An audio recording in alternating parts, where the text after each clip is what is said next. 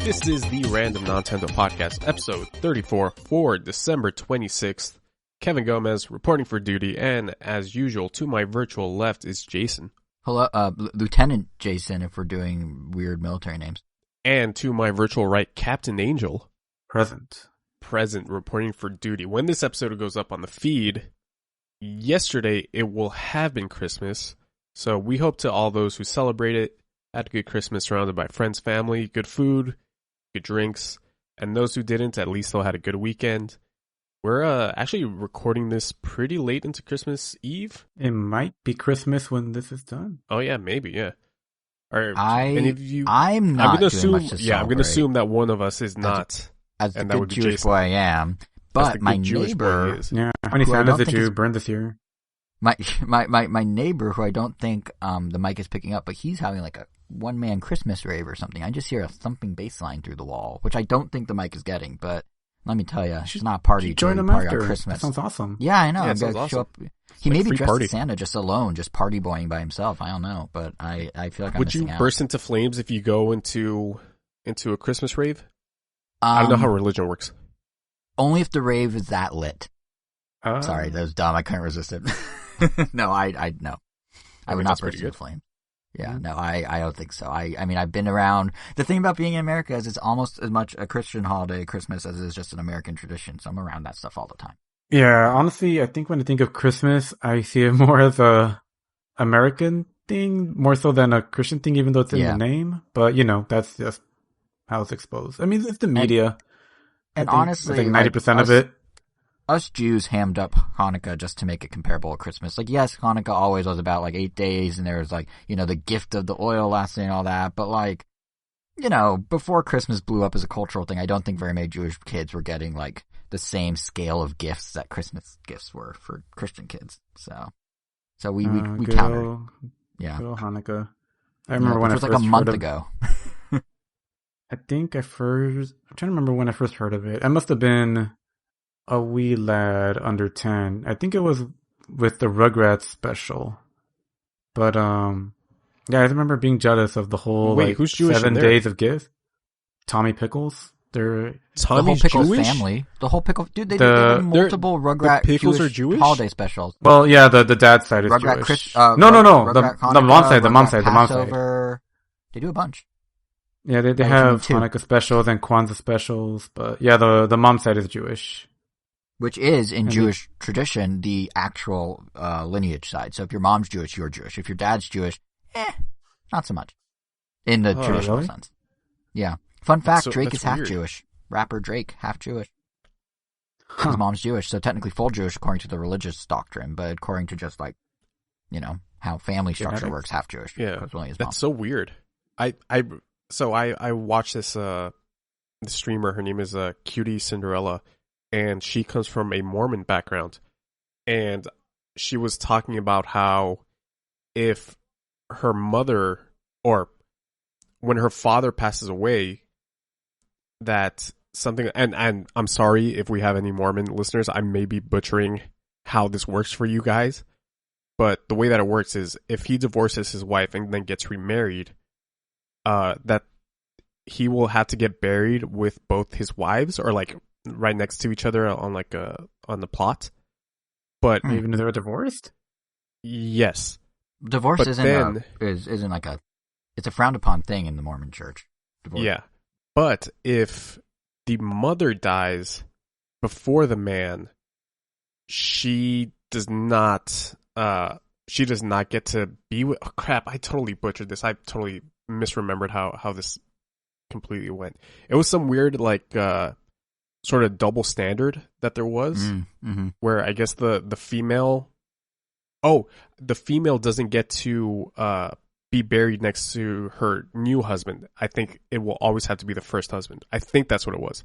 I'm sorry, Mormons, if you're listening.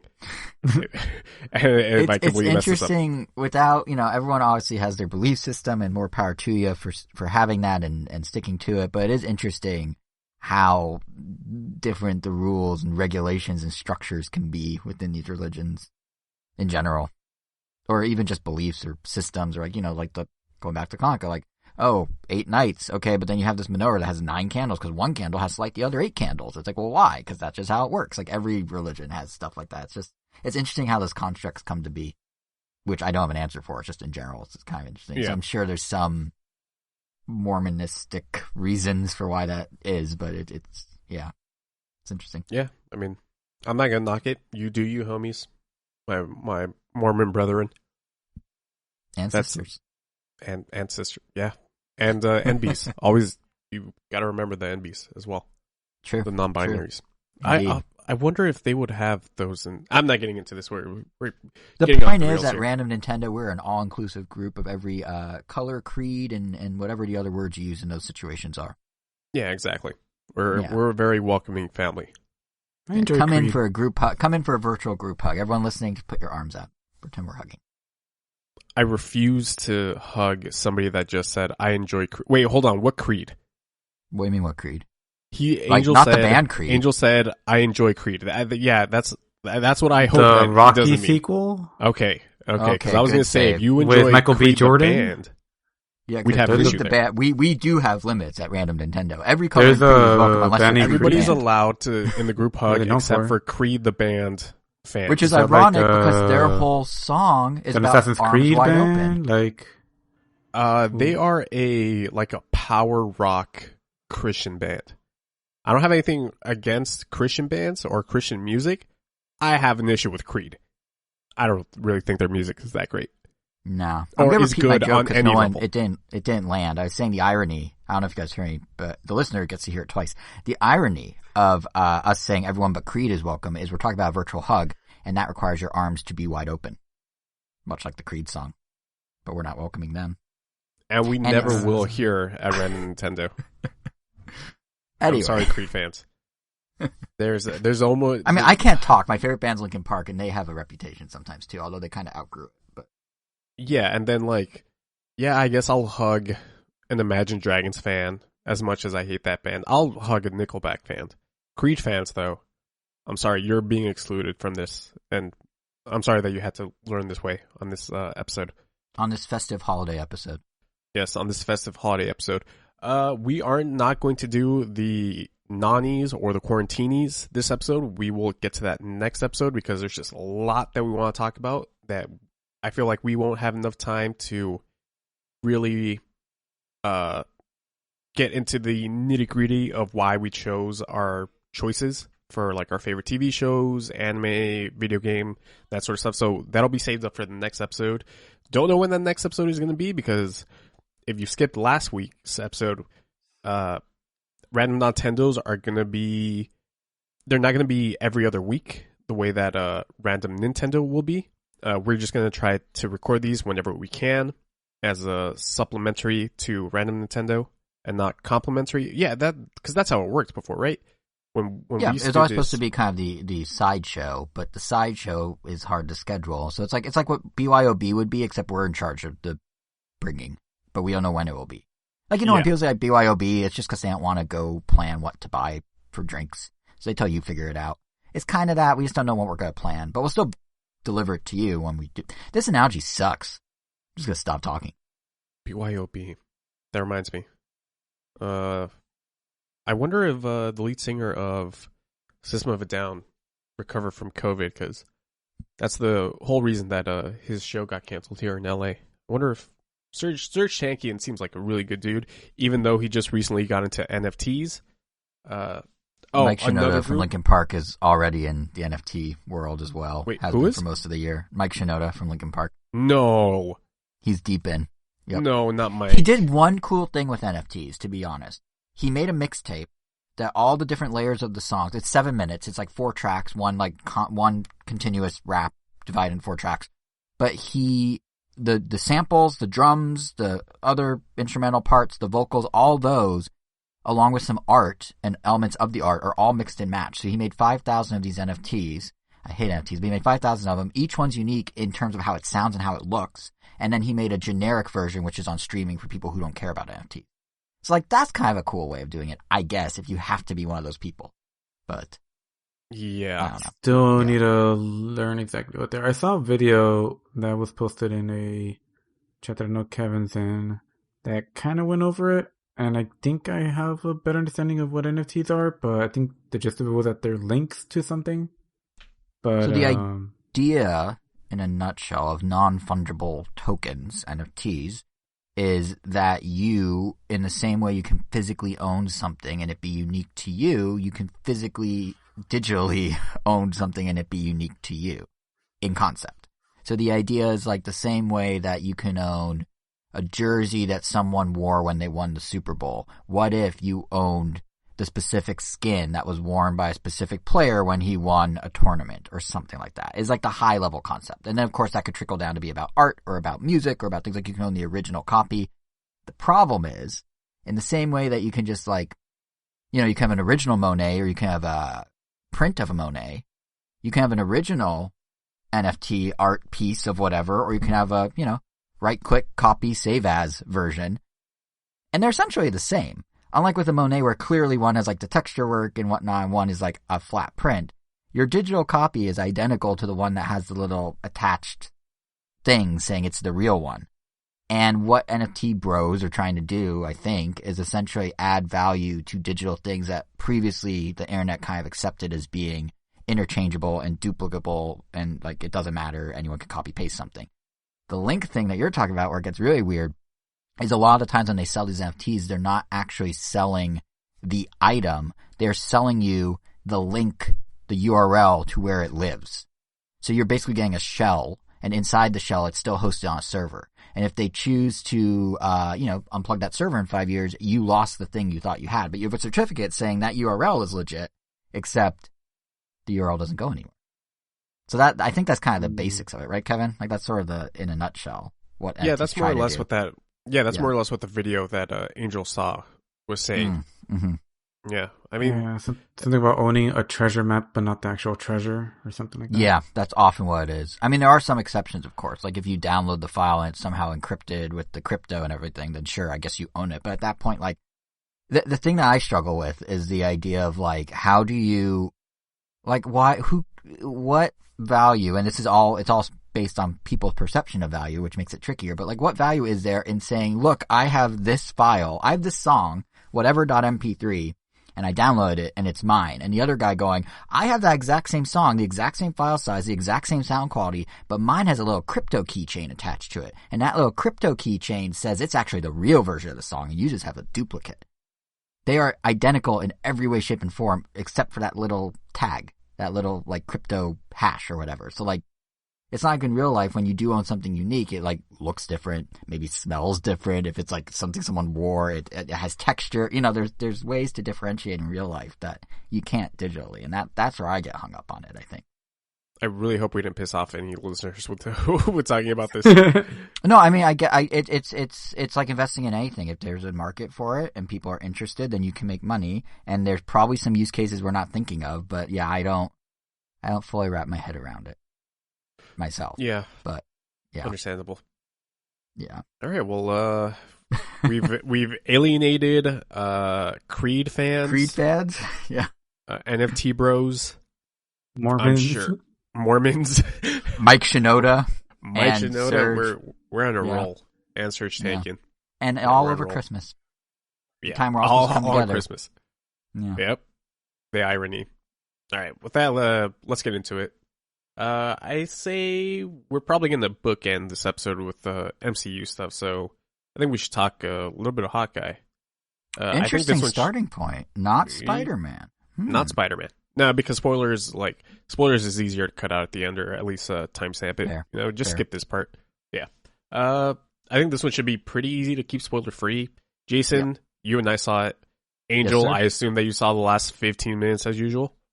I honestly kept forgetting the show was even airing, so I have not done that yet. Wow, you didn't even bother. Interesting.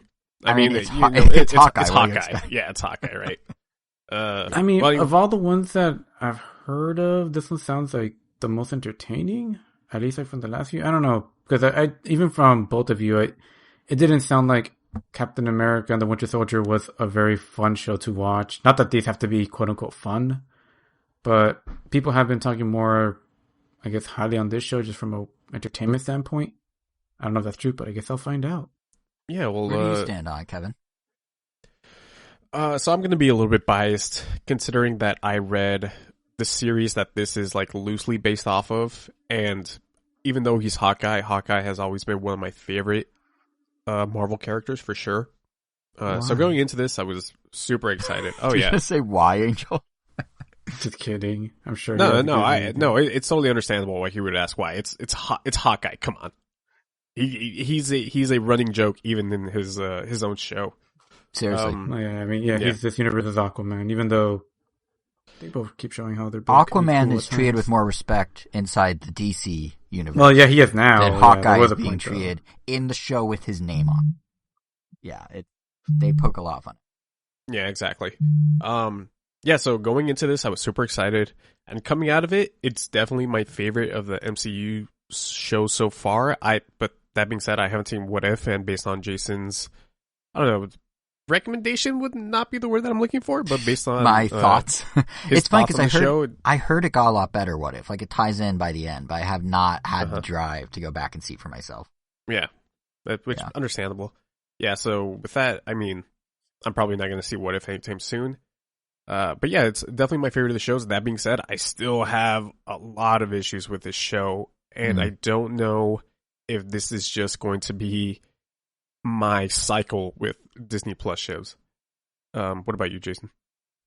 So I think you're right. That's one of the more enjoyable MCUs. I think in terms of ambition, I kind of still like WandaVision a little, just because that was like so like different. And it was the first of its kind, and it like structurally was so different, and they were doing all the sitcom tropes and whatnot. But what I think Hawkeye does really well is it's like smaller scale, and it embraces that, and it kind of does its own little riff on different tropes because it is all set in New York in Christmas. It has references to all sorts of like Christmas movie capers, and like there's little hints of Die Hard here and there, some Home Alone shenanigans. Like there's a lot of little bits and pieces, and it's just like, I don't usually use this word, but it's really just a fun like romp. Like it's not too serious, it's not too not serious. They do some cool tie-ins, and like I don't know, it's just like smaller scale, smaller scope, and it works because of that. Yeah, it's like that's one of the things I did like about the show. What I really liked, how low key it was compared to the other Disney Plus shows. That wasn't a pun. I'm like comparable to the other show or what? Yeah, and then I mean this story was pretty much confined just in New York City within the span of a couple of days. By the end of it, it didn't really advance the MCU forward in any meaningful way, which I think is a good thing considering literally everything else that's not. Wait, so didn't set up Spider-Gwen? Isn't that the whole point of it? Spider-Gwen? No. What? No. Yeah, Spider-Gwen.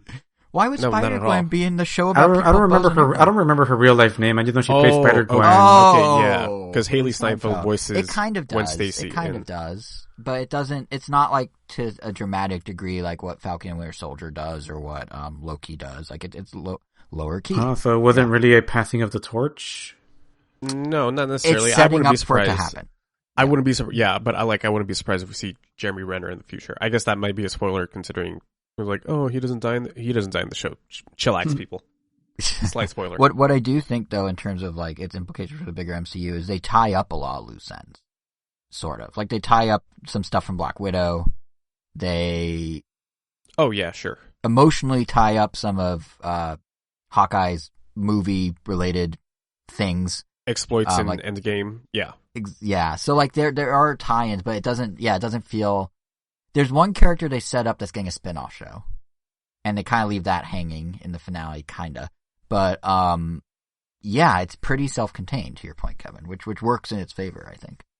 Yeah, exactly. And then like just talking about the leads, I mean, I think it's safe to say that Haley Steinfeld stole the show, right? Like, oh, totally. Her chemistry with like every character is like off the yeah.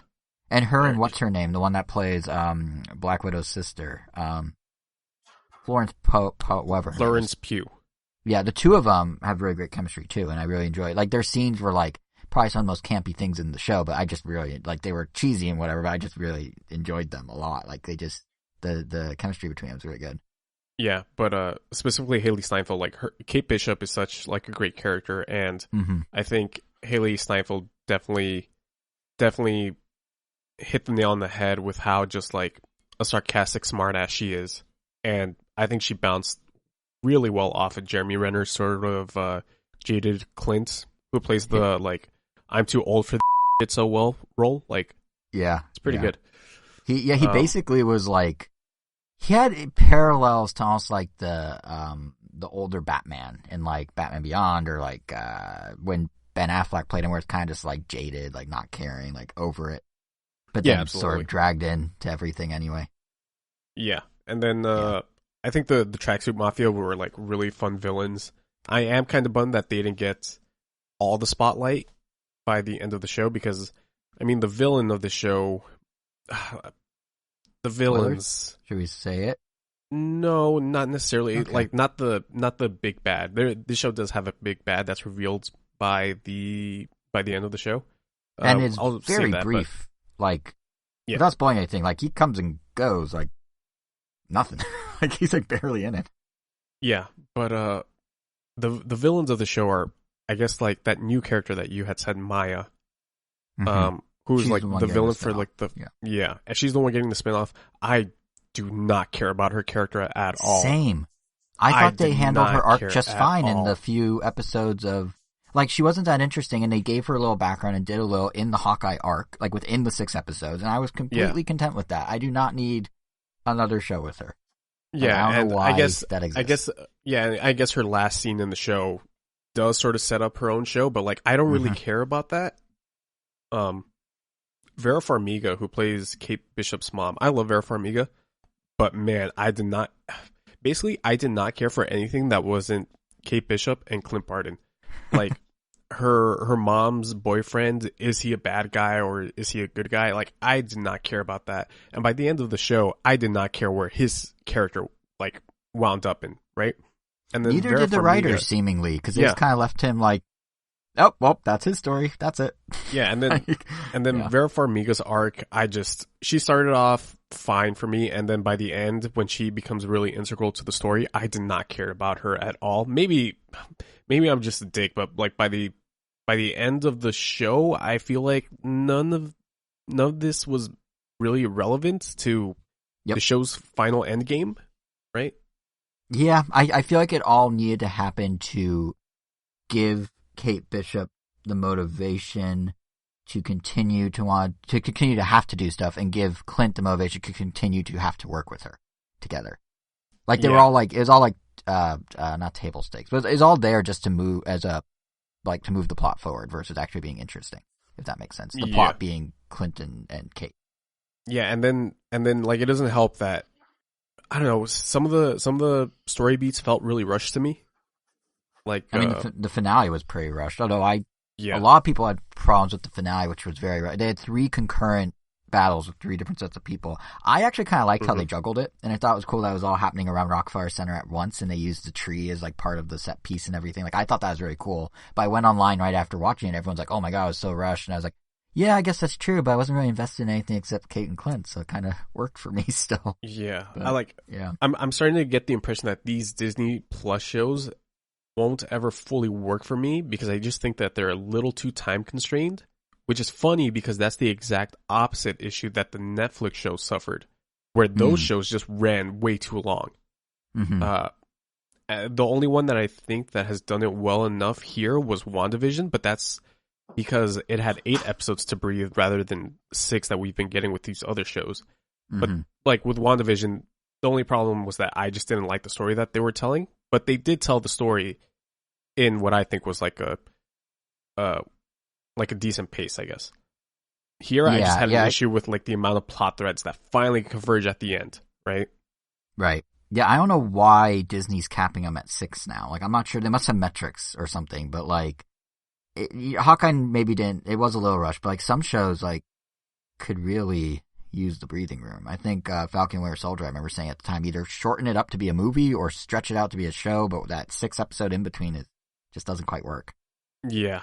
But what does work here, obviously, is like Jeremy Renner and Haley Steinfeld's chemistry, and that worked really, really well enough for me to get through the show, right? Yeah, I would not be surprised if they're setting up a Young Avengers show or movie based on like all the characters that are getting introduced in this phase because we have Kate Bishop, we have America Chavez, which is a newer character that she's being introduced in Doctor Strange. We've got Ironheart. So these are all like younger people that I'm sure that they'll converge. Yeah, exactly. I mean, then you got the whole like slight spoilers for the other Marvel shows, but you got the whole like kind of like Black Ops version of the Avengers being formed as well. So there's like a lot of like little pieces the Thunderbolts together. Yeah. So it'll be interesting to see. Yeah, it's like right now it's and then you have the multiverse stuff, which seems like it's kind of another level. Like if you look at like the Multiverse of Madness trailer that Marvel properly released a couple days ago now. It like Wanda's in it and they make reference to what happened in WandaVision, but they kind of just brush it aside. So it's like even some of the stakes in the stuff that seem like, oh, is there going to be Young Avengers? Is there going to be this Black Ops thing? Like even then it seems like it might be confined to the TV side, just sort of referenced in the movies more than a direct tie-in like we originally thought. I mean, maybe it's too early to say Multiverse of Madness, but I thought it was weird that, like, I thought Strange would show up and be like, how could you do that? And he's literally like, oh, I don't care what you did in that town. Like, I need your help with something else. And that was it. That was the reference. So, yeah. Who knows? Yeah. Yeah, but, I mean, overall... Oh, yeah, go for it. I was just going to say, I do want to give a shout out to some of the action sequences in Hawkeye. Some of them were pretty bare bones. Some of it felt like I was watching almost like Power Rangers or something, but, like, early on some of the fights. But...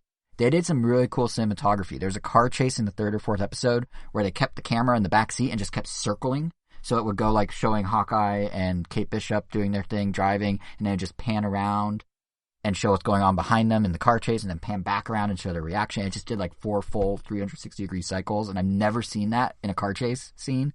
And I thought that was really cool. Very funny enough that you say that some of the things felt like Power Rangers because that's actually something that they did in the Power Rangers reboot. Wait, really? There's a camera. There's a camera inside of a moving car, and they just do the 360 thing. Because I was sitting there, like I kept saying out loud during that scene, like this is cool. I've never seen this, and okay. But the other one I thought was way better than anybody gives it any credit for. By the way, that's what I've heard. I've heard basically like Power Rangers through like a Twilight lens, but it like works. Yeah, surprisingly. Yeah, but that scene I thought was kind of cool, and the other one I thought was cool. This one I've definitely seen other things too. But when Yolanda, who is Black Widow's sister, and Kate Bishop end up butting heads later on in the season, they do a shot where they're just going room to room to room fighting, and they kept moving the camera across all the rooms. And it's just like this one take. I mean, obviously it was stitched together digitally, but it looks like it's just one take where it's just zooming through all these different rooms, side perspective, like 2D, like side scroller style. And I just thought that's cool. Other shows have done that. Mr. Robot did a whole episode where it was basically one simultaneous take across rooms. But like it was just kind of in the fight scene. I thought it was a cool moment in Hawkeye. So nothing unique there. Just there was some good cinematography they did in some of the action sequences. Yeah, definitely my favorite action sequences of the entire Disney Plus shows because I think WandaVision had the big one at the end that we weren't very fond of, and then CG Fest. Yeah, and then Falcon and the Winter Soldier. I think we just always just felt like slogs. Those fight scenes. So yeah, definitely the best of just overall, definitely the best. I feel like Disney Plus show, and also the like levity of it, like just the fact that they made it during Christmas and they did have some of the witty banter. So like it just felt like it's just lighter in general, which helped. Yeah, it like starts with an Avengers musical. You know? Yeah, which it's so they then if you want to listen to, they then put it on Spotify. Which choice is yours on that one. That's all I'll say. Yeah, I'm just saying. It's funny because that is absolutely the way that it would be nowadays. Oh, like, 100%. I can absolutely see that as being the was musical. Spot on, and I think the people that reacted going like, "Oh, this isn't good," it's like, or like, "Oh, they should never." That's why you never show like the full musical on a TV show. That's with kind a of fake the point. musical. I'm like, yeah, like literally, they're making fun of how we consume musicals. Like, unless you're Hamilton, you're gonna turn out like that. Yeah. So I mean, Hawkeye. I probably 7 out of 10 personally. Yeah, I do like 7.5, somewhere around there. It was fun. It didn't move mountains, but it was an enjoyable time, and it was nice how they structured it to go right into Christmas. Like the final episode set right before Christmas. It aired or was on Disney Plus like 2 days before Christmas Eve. Like it lined up very nicely. Good marketing. Good job, marketing team. Good job, marketing. Yeah. The overlords at Disney. Yes, Marvel. good job to our true lords and saviors, Mickey Mouse to and media Company. conglomerates. Yes. But moving from one Haley Steinfeld project to another, Angel, you finally saw Arcane. She's in that too? She plays She's in everything. V. Oh, Vi. Yeah. Mm-hmm. Oh, She's Vi. literally in everything. Sorry. Oh, yeah, her name is Vi. I also called her V until a character eventually said her name, and I was like, oh, it's Vi. But yeah, I didn't realize that was her. I think I'd recognize her voice, but I guess not. Even when I saw her in Bumblebee, knowing she was Spider-Gwen, I still didn't recognize her voice in it. So, I don't know. But either way, yeah, Arcane. I did not expect this show to be one of my favorites of this year. And that's even after, like, I feel like it was impossible to escape what seemed like a unified consensus that everyone just seemed to love the heck out of the show. Anything I heard about it was always super positive, which I guess I felt like it was either going to hype it up too much, but it definitely just made me keep my expectations way more tempered, which, it helps that I have never played League of Legends. I know, like, initially I kept accidentally calling it Dota, but that just kind of more to the point that I am as connected to this franchise as possible, which honestly, I think in a way may have been a good thing because it just set me up to be as surprised as possible. Like, I had no preconception of which character who was what. Like, I know I've seen the design for Jinx's character just because we go to Comic-Con, League of Legends merch is all over the place sometimes. Like, I've seen Jinx, but I didn't know what her deal was. I'm like, is this a Harley Quinn character? Is she a good guy? Is she a bad guy? I had no idea. And even as I was watching the show, I didn't realize we were watching the origin stories of some of these characters. And yeah, I mean, in the end, I would just say it's just a well-written show. It just has a great story. It has really nice art direction. Like, I love that it's a CG show, but the models are modeled in a way that, they're modeled like they're made for feature films. Like, this movie definitely has like feature film level animations. It doesn't quite reach on like Spider-Verse levels of stylishness, but it definitely gets there. It has a lot of shots and a lot of action scenes that some of them are even set to music. Some of them are just done. Actually, Spider-Verse is a really good way to compare it. Like, it just changes art style sometimes. It's definitely, it has its own identity. They did a really good job. Like, whoever was directing this and producing this, like, it was definitely like a passion project.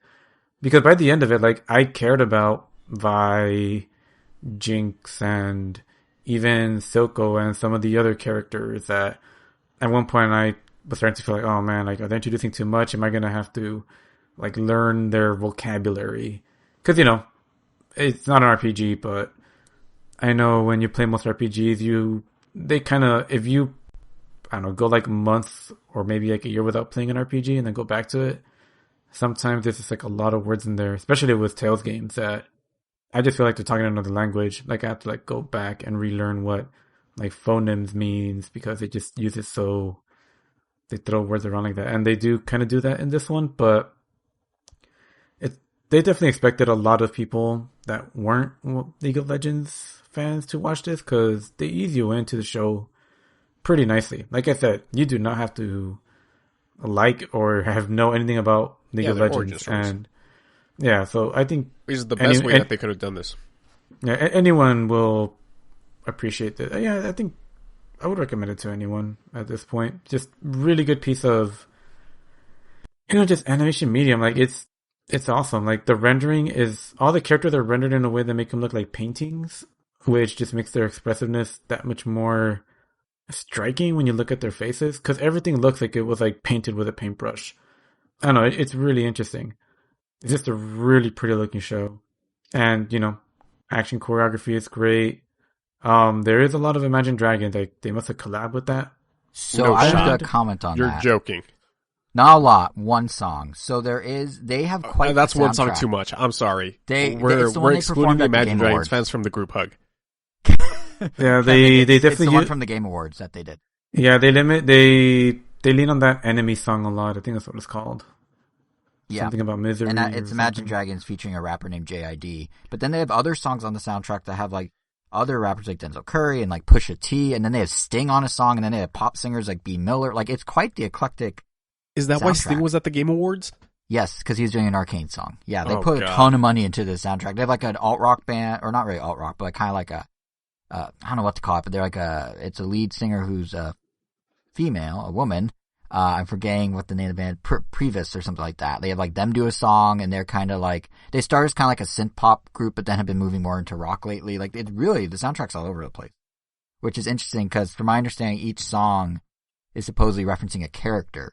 So Angel, is it structured in a way where like one episode per character, or like are they all intertwined? Like, how does that work? Because the soundtrack's apparently divided by character, which is why it's so like eclectic. It's pretty intertwined, like any other show. You spend So like, they some just time have with like some character. So they should have like a theme, basically. Yeah, like as time goes on, it definitely like spreads out more. Because like I think honestly, you could even just watch the first 3 episodes as a demo of the show, because I would even say like that has like an ending that feels like the ending of like a season finale, and then after that, it's almost like it feels more like a continuation than like just flowing right in. Is this the first time that Netflix... Oh, I'm sorry. Go for it. Yeah, so I was gonna say, like, so if you're not really feeling it by the end of the 3rd episode, then you may not really enjoy it, but yeah, I felt by the end of the 3rd episode, I was like, man, I need to watch more of this. This was pretty awesome. Is this the first time that Netflix has done that, where they drop a handful of episodes, and then the next week another handful, and then the next week another? They do it with reality shows. Okay, well, I something a guess little bit more serialized, I guess. Yeah, because sorry, go ahead. Yeah, this. Oh no, yeah, I know this was being like distributed piecemeal, but I saw it way after it was done, so it was nice that I could just watch episode back to back to back. I will say though, it is another one of those. Each episode is 45 minutes. I know it's not a big deal for everybody, but just need to point that out because, yeah, like it's not necessarily a comedy. It's not necessarily. It is kind of a drama. But, you know, it's like, they do have some jokes here and there, but it's not really something you could just be like, what am I just going to throw on here? Like, it's not really a watch whenever. You kind of have to be in the right mood to watch it, because there's a lot goes on. There's only like 9 episodes total? 9 or 10? I think it's 9. So, yeah, and they cover a lot in those episodes. So, if you just kind of want to sit back and watch something without really thinking about it, then you probably don't want to watch this then. Like, it kind of demands your attention, and it deserves it. But, yeah, I will say that at least like in some episodes, like the 45 minutes just go by really fast. But that being said, I definitely appreciate my really short shows. Like, as I'm getting back into Agretzko, I forgot that each episode is like 15 minutes long, so I'm like blazing through that show just because it just goes by so fast. Because I'll definitely have to talk about that one next time. But yeah, Arcane. I didn't remotely make me interested in playing the game after watching it, but I was literally about to ask you. But it did make me curious games, where this story goes. Any of them? Because they're doing all the spin-off ones now too. Like, they're trying to get beyond just the Dota genre. Yeah. The show itself didn't help, but because, you know, it just focuses on Vi and Jinx, they're definitely like the centerpiece. There's like some other characters that pop up. Like, I definitely recognized there's like a small furry little creature that's like a genius professor that's like 3,000 years old or something. And they're an interesting character, and I know like I've seen them before in merchandise. But I remember YouTube like threw an ad at me for like a rhythm game. It's like a 2D platforming rhythm game with like some exploding furry looking dude that also looked like that professor. And it didn't even advertise that it was a League of Legends thing until the very, very end. And I was like, oh, this is kind of fun. It's like Harmonite on the 3DS. You know, just running, attacking to the beat of the rhythm, throwing bombs. It looked like a quality game. And towards the end of the demo, it showed that professor dude. And I'm like, oh, it's this dude from Arcane. And then I think it was for everything but Switch. I just know it was No, on it's on Switch. Switch. It's on Switch. Is it? Yep. And it's by Choice Provisions, who did Runner 3 and Runner 2. And the bit trips. Oh, okay. I think we brought Yeah, this it's up, on didn't we? Switch. I think we did. Yeah, in a random Nintendo. Because I Maybe. still If think we it's did, then I incredibly forgot. clever that when Riot was like, all right, let's expand League of Legends, they did it like full court press. Like within like a week, they had two games available in totally different genres, a third game on the horizon in a third genre, and the show. All at once. Yeah, that fighting game, the show. Yep, they have like a single player Other stuff. adventure game. Yeah, like Oh yeah, they have an MMO coming out as well or something. I believe so. Yeah, they're doing like a whole. They're going like quadruple speed, but they're very quickly turning League into like a broader universe of things you can consume, which is smart. Because there's always so yeah, far to go with that I'm definitely genre. down to check out stuff like that as it happens. Like Arcane, I'm in. This rhythm game, sure, I'll check it out when the time just lines up for me. But other than that, the only MOBA I continue to plan to play is just Pokemon Unite. Doubt that's gonna change. But yeah, check out Arcane. Pretty sure for more on it will Pokemon surprise most Unite, people. As I say, for more on Pokemon Unite, everyone listening, scroll down one episode on your feed because Angel dove back into Pokemon Unite like last week on Around Nintendo. So look at that synergy. You just gotta throw that in there, don't you? Of course, it's my job that I It is gave your myself. Yep. Wow, Cool. wow, wow. I mean, I guess speaking of gaming, I want to talk about a little product that I bought. And just to clarify, this is not an ad, but it's gonna Raid Shadow Legends. We're never gonna get that money. I know Jason's never gonna allow us to get that Raid Shadow Legends money. I don't mean, think, what if you just buy it and then do the promo and maybe they'll like it so much they'll retroactively give us the money? Oh, there's an idea. Now, if I was Raid Shadow Legends, why would I go, that was really great of them to give us free promo. I better kick them some money I didn't need to pay them otherwise. Yeah, exactly. For more. You know what? I don't know. I don't know if the Backbone 1 works with Raid Shadow Legends, but it works with a lot of things. Now, let me tell you about this thing, okay? Backbone? Yeah, it's called the Backbone. I've been doing a bunch of gaming on this controller that I recently bought during Black Friday. This thing's awesome. And it's about to overtake the Switch as my portable console of choice, honestly. Wow. Yep. Wow. Let me get into why. This thing's awesome. At least within my home. Let's make that caveat, okay? At least within my home. So it's this sort of, I guess, it's not a controller grip, but it's this controller that sort of looks like the Joy-Con connected to the Joy-Con grip that comes with the Switch, and it extends out. It like pulls, right? And you fit your phone into it. I'm sure you've probably seen a lot of controllers like this. One of the differences is that it connects via the Lightning port on the iPhone.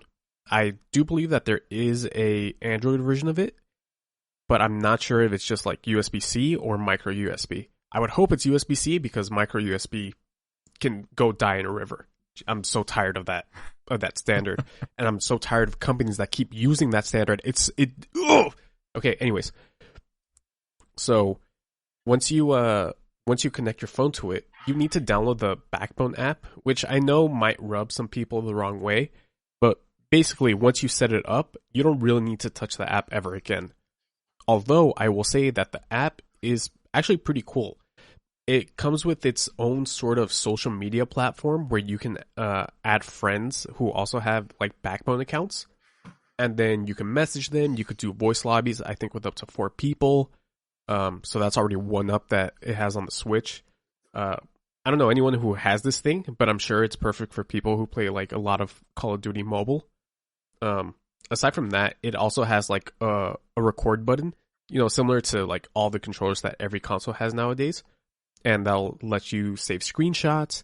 It'll let you save video clips, and you get to choose the parameters of each of those screenshots or video clips, which is really nice. I believe you can also edit them on the app, which is interesting. The controller itself is really solid. The build quality is fantastic. The face buttons are nice and clicky. The shoulder triggers have a good tension to them. The D-pad is better than most controllers' D-pads, honestly. It's just like a solid controller pretty much all the way around. I've been playing, surprise, surprise, a lot of Genshin with it, which is, it's fantastic. to play Genshin, you have to go into the settings and switch from touch controllers to a controller. You got to change it from touch controls to an actual controller. But aside from that, it works seamlessly. That game is already fine to play with touch controls, but having a more direct input is definitely nicer to have. Where this game really shines, though, is when you use it with all the services that are out. So you can use it with Xbox Cloud Gaming, and it just works. Like, there's nothing that you have to finesse with it. It's crazy. That's mainly how I've been playing Scarlet Nexus, which I talked about, I think, an episode ago. It apparently works with Stadia as well, so you don't have to use Stadia's controller, which those poor souls that have Stadia. All 7 of them. All 7 of them. I'm one of them because I've been paying for it for the last year, and I haven't touched it at all. Why? Let me tell you. Not why did you get it, but why do you still have it? Because I get the reminder, or I get the email saying like, "Hey, thanks for purchasing another month of Stadia," and I'm like, "Hey, I should cancel that," and I just never do because I just keep putting it off, and then by the time I remember, it's already charged me, or that's how I remember because it charges me. I just never get around to do it. Fun fact, or unfun fact, depending on how you look at it, I've been doing this with LA Fitness for 4 years. I have been paying for an LA Fitness account that's frozen, so it's only $10 a month. But I've been paying for that account for the last going on 5 years. Wow. That's $600. Anyways, back to the controller. I gotta cancel that at some point too. It's never gonna happen. What am I saying? The best part about the Backbone is that it works perfectly in my home with the Steam Link app. And the Steam Link app is essentially you are streaming your games on your gaming PC over to your phone. You're just essentially a mirror. And now I can play all my Steam games from the comfort of my bed, which has always been the dream of mine with like the Switch. I always talk about it on the RM podcast how like, man, I just wish that I had my entire Steam library with me like in bed. And now it's feasible with this. Like, I was gonna wait until Disco Elysium finally came out on the Switch to play it on there because that just seems like that game's sort of like a visual novel type game, and I don't really want to play that on my computer. But playing it on my bed is a no-brainer. And now that I have this thing, I just bought it on Steam, and I'm just playing it in my bed. It's fantastic. The only issue that I do have with the controller, and it's not even the controller's fault, is that, like I said, these are services that you're going to need really good internet for. I have T-Mobile, and T-Mobile is not the best service provider around where we live. So I haven't even tried doing any cloud gaming. And like I said, Steam Link you can only use from within your own network, I believe. So it's not like I can even take this to work where my job has awesome Wi-Fi for whatever reason. But I won't be able to use it there because I'm pretty sure you have to use your own home network for it. But eventually that's where my Steam Deck will come into play, right? But no, if anybody does any handheld gaming, this thing is like a no-brainer. I believe it's $100, which is pricey, but for its build quality and just how it works seamlessly with like a bunch of games, it works with a lot of Apple Arcade games. Any game that pretty much uses a controller in the App Store will most likely work right out of the box. It's crazy. I know there's another controller that's made by Razer, and I know it has like a lot of the same like functionality, but I just went with this one because it's gotten such great reviews, and it's really nice to see that it's panned out pretty well for me. It's pretty great. And 100 isn't that bad when you think of it as 5 easy payments of $19.95. Yeah, that's how they get you, isn't it? I actually did get it with a Black Friday sale, so it was $85. It's not too much of a difference. But then I bought it off Backbone's own website because it was $85, and on Amazon it was still $100. And then sure enough, I buy this thing, and then 2 days later it's on Amazon for $70, which kind of stung. But you know what? It's fine. Oh, I do have to add something to it. if you have an iPhone 13 or 13 Pro Max, you do have to get an adapter with it that they send out for free. So just keep that in mind. I have a 13 Pro Max, so I have to use it with the little adapter. The other way, the camera bump gets in the way of like the controller, or like the back, the spine of the controller, the backbone of the controller, if you will. I see what you did there. Yeah. This thing's great. If either of you, Jason, this thing would be perfect for you. All you need is a game PC, Xbox Game Pass, and Xbox Game Pass. Just Xbox Game Pass. Or Genshin, true. Man. Jason, if you get into Genshin, we'd have the time of our lives.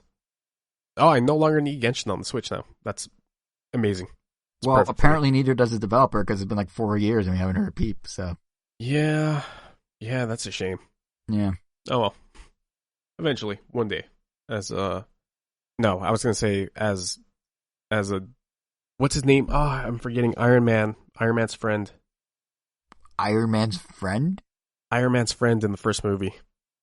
Rhodey, his actor in the first movie. Oh, Terrence Howard. Cheadle? Terrence Howard. Originally it was Terrence Howard, then it became Terrence Don Howard. Cheadle. Yeah. Yes. I was going to say, as Terrence Howard said in that one, sometime, baby. But actually, he says next time, baby. I just remembered. Never mind. That was a tangent for sure we went on. That was a journey. That was a tangent for sure. That was a journey. Jason. Yeah. Do you finally want to get into Succession? Oh, yes, yeah, I do. I I forgot we were going to talk about this it today. Man. This is a show, Angel. Let me tell you. Let us tell you.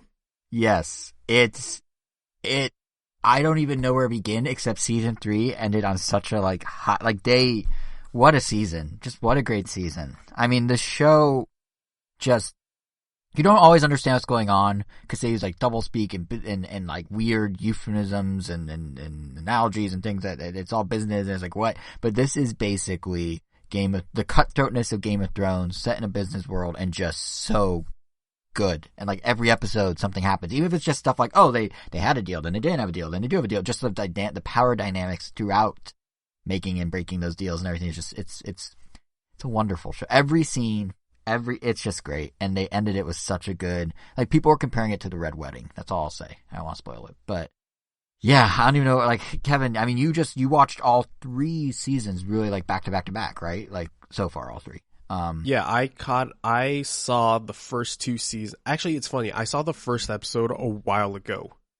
I think maybe when season 2 had just ended, because season 2 ended in 2019. Yes. Yeah, or it might have been 2018. I don't remember.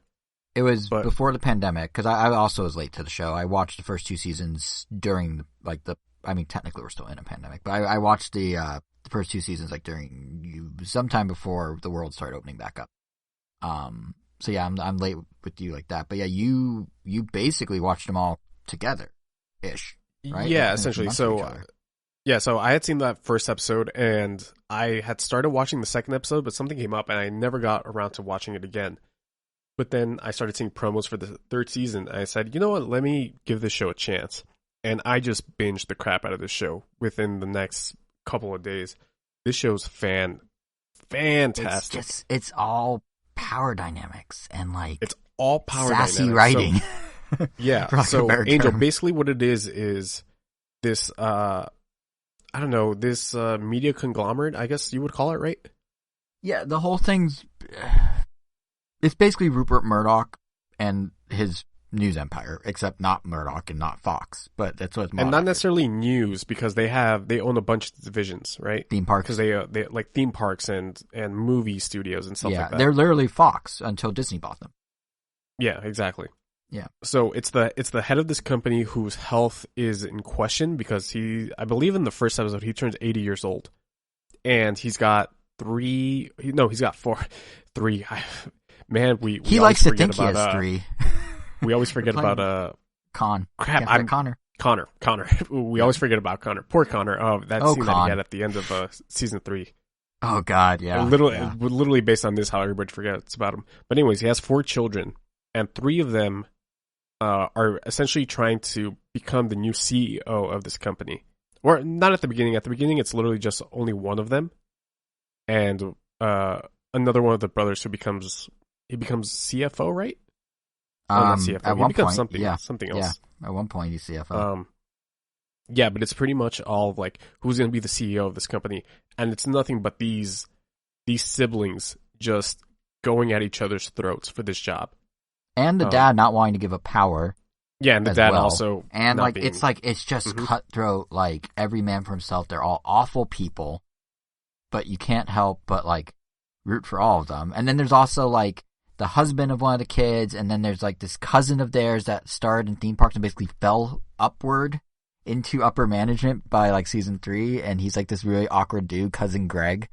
Yeah, it's just like the premise doesn't sound that enticing. It's just like, oh, some siblings going back and forth, but just the writing's so strong, the power dynamics and like the kind of twists and turns, and everyone trying to backstab each other, but like politely to their face, like or not so politely because the show is extremely vulgar. Yeah, it's hard to like really put into words why it's so good, but it's just this constant this like 5-direction tug of war. Like if you think about Game of Thrones and the different houses, just imagine each person in this family being their own house and trying to get the most like land for themselves and the most resources for themselves and take the throne. Just replace all that medieval imagery with, suits and one of the kids, Kendall, thinking he's the coolest dude ever and like listens to hip hop and like talks about like how he needs to get, what was the tweet line he had this season? Remember, he's like, I need the best, I can't remember, but basically he had like a team that was just helping him make good tweets and like stuff like that. It was, which I could use, but yeah, it's just like, what? Was it engagement? Like he wanted the best engagement or something like that? No, he at one point was wanting them to write him good tweets. Remember, he wanted to have witty tweets, and he like hired 2 PR people to like write his tweets. But also engagement. Yeah, no, it's really good. I feel like we're doing a podcast. We're supposed to talk about things, but it's hard to like without getting into the nitty gritty really describe it. But yeah, I think what works so well. I was just gonna say, I think what works so well is, especially in season 3, they will set stuff up at the start of the season that will seem like a weird passing comment or something, and then it like plays out, and then when you go back and look at the season, you're like, oh my god, this led to this, led to this, led to this, and then the thing he said here is actually the analogy of what happened there. Yeah, now I know what I'm talking about, right? Yeah. Oh, it was such an offhand random so comment, like and it's all like these people just playing power games with one another, and they're all terrible. It's like if you got people. the cast of It's Always Sunny in just like a business setting. They're and all a bit terrible smarter, people. to be fair. Yeah, true, but yeah, just as cruel. Oh, for sure. Yeah, because we've been rewatching Sunny here, basically right after Succession ended. Actually, we're on like season 10 now or something, and yeah, there's some parallels for sure. It's just like, because I mean, Angel, you've seen Sunny, so you can kind of relate to like they're all awful people, but you kind of still root for them in a weird way, kind of like you want to see what they do next, and like Succession's that, just if they're a little smarter. But yeah, it's just the way they write the show is just, it's so unassuming in its dialogue, and it's so often very funny in like the things that people say, especially the character Roman, but and cousin Greg. But then like you start to realize there's actually a lot of really clever stuff going on under the surface and how it like references itself, like I was saying before.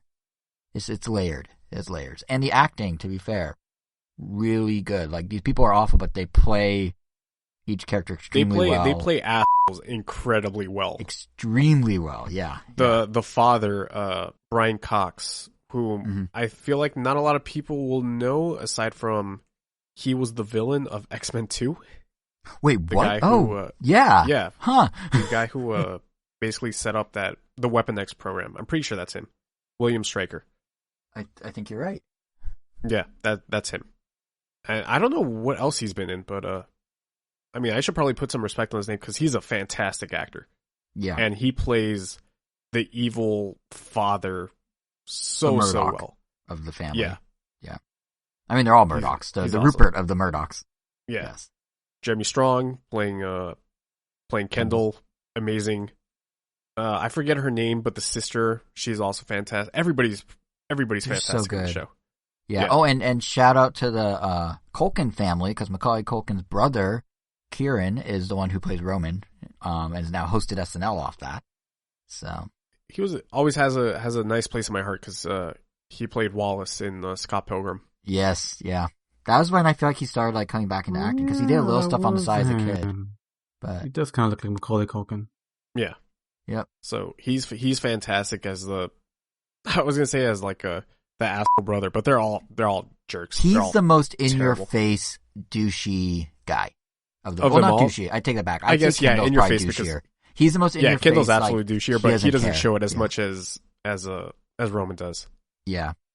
And it's just like, and then there's a couple side characters and everything, but it's just, it's sort of in a way, if you're a fan of anything Aaron Sorkin's done, like, cause you were saying Social Network before, Kevin, it's sort of that sort of fast talking, fast moving dynamic. It's just the tone of it is very different than Sorkin, but in terms of like, if you like any of those sort of like walk and talk, like Sorkin's famous for like people walking and talking through hallways, it's kind of like that. Just way more vulgar, way more like Game of Thrones-y power dynamic. But that's probably the best parallel I can think of. Or like Billions on Showtime or something. It's probably it's so parallel. Odd because like the last thing that I want to see during these trying times, is terrible people going at it. But this show just somehow finds a way for you to want to root for all of them. Yeah.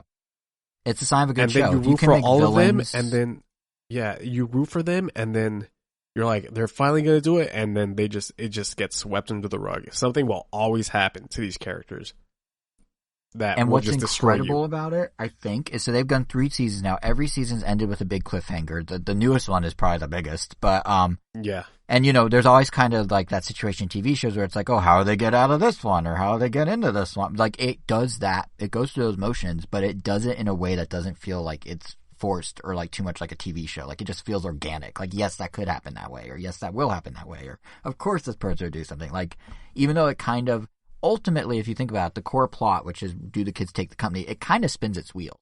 Like that simple plot device they've been doing for 3 years, but just the ways they navigate it and the new ways they come up with different dynamics and different partners and different people, and like they keep it fresh and in a way that doesn't at all feel like it's overstayed its welcome. If anything, I could go for many more seasons of this, I think, if the quality stays the same. Yeah, the quality stays the same. Yeah, I could absolutely see this running for, I mean, you could say that with every show, but specifically this show, oh man. Yeah, but I guess what I mean with this show that's like different than some others is other shows, like they'll move on to a new set piece, or they'll move on to like a new premise, or, like at one point, I'm trying to think of a good example, like I guess sitcoms are the exception. Sitcoms usually keep the same setting and the same situation. Like, when we're talking about Sunny, the guys are always scheming about something that helps the pub or helps themselves get ahead, and it's always that, right? But like if you look at like a drama, usually like if you look at, I don't know, I can't even think of anything good. Game of Thrones, let's say. Like ultimately it's kind of about the thrones, but like they introduce a new world or they do a new thing. Like they move it somewhere else. Sure. They do something different. Succession is the same core. Like they'll bring in a side character for an episode or two, but it's the same core premise for now like 20 some odd episodes or 30 some odd episodes, and it still works just because of how they subvert and navigate within that premise, opposed to having to find additional premises, if that makes sense. What blew my mind specifically about this show is that the storyline for season 3 is set up with the season 2 finale, and that season 2 finale, I feel like any other show, they would do it 5 or 6 seasons in. Yeah. I did not expect them to go that hard with the season 2 finale. Yeah. And then the season 3 finale is just, oh god, what a masterpiece. I know some people had an issue with this last season, with season 3. I thought it was fine, but what was that ending definitely elevated the rest of it. Some people just felt like they were just doing a lot of wheel spinning. Oh. There was a little with the Gojo deals when they were like going back and forth over who's buying who. Gojo being this sort of tech company within the world of Succession, kind of a Google meets Facebook. But it kind of like I feel like they had to go through the wheel spinning to explain the motivations for their characters to do what they did by the finale. Particularly a couple characters, particularly one character.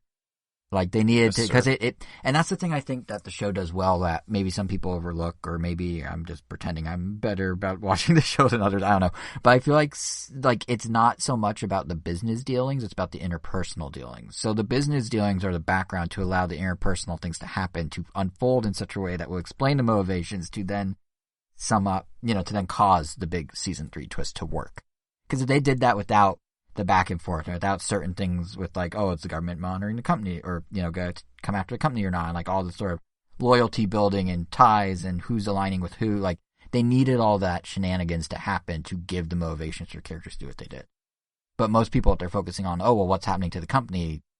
Yes, it felt like it was going in circles because that was kind of the deal-making process. But it wasn't about the deal-making process. It was about the people making the deals. So, or not making the deals, or, you know, being sidelined by the deals or what have you. Overall, fantastic show. We will Indeed. Talk about season 4 when the time comes. Can't wait Can't to watch wait. it. And I guess then talk about Yes. it. But mostly to watch it. Yeah, pretty much. Yep. Yeah, well, just what a...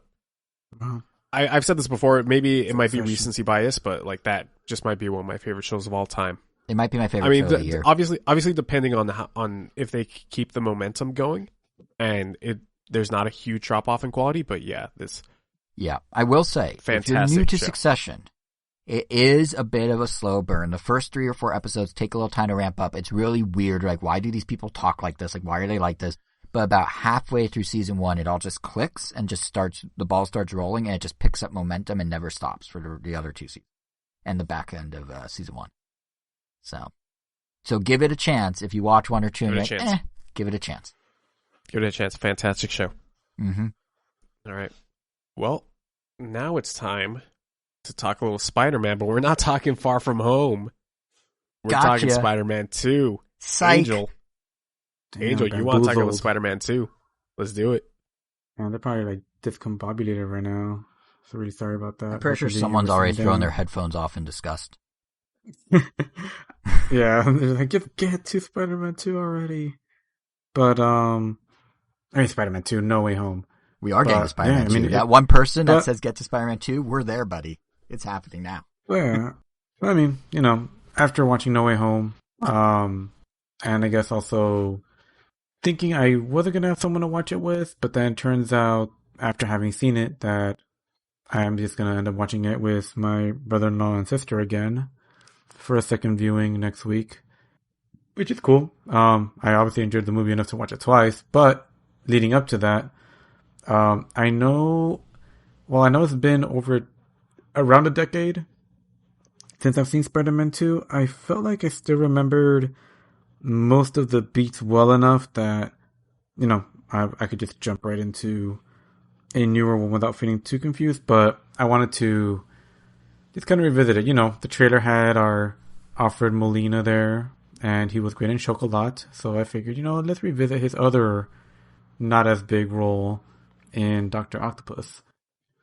And yeah, watching it again, I don't know if I liked it as much as I did the first time. I feel like I would have been in that boat where I guess like Spider-Man 2, I thought like, oh, it's probably the best Spider-Man movie from the Spider-Man movies. But after having seen it 2 days ago, I think I would probably rank it below, at the very least, like Homecoming and maybe No Way Home.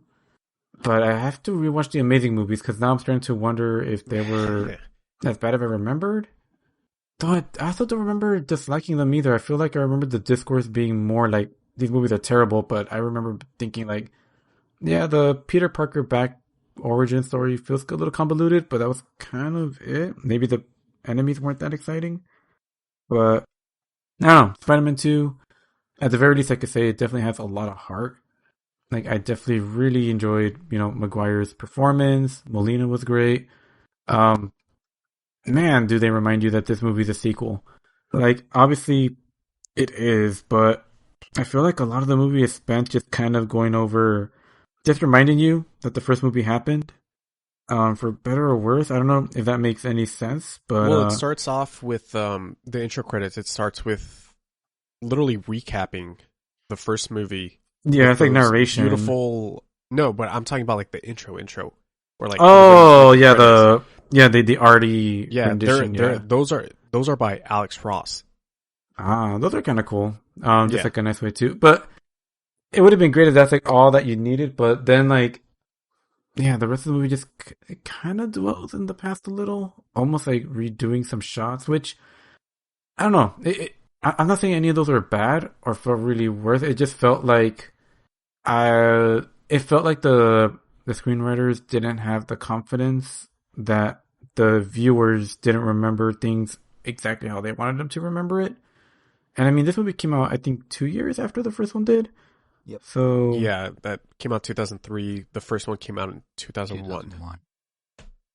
Yeah, so there's that. So I don't know. It's an interesting situation for sure.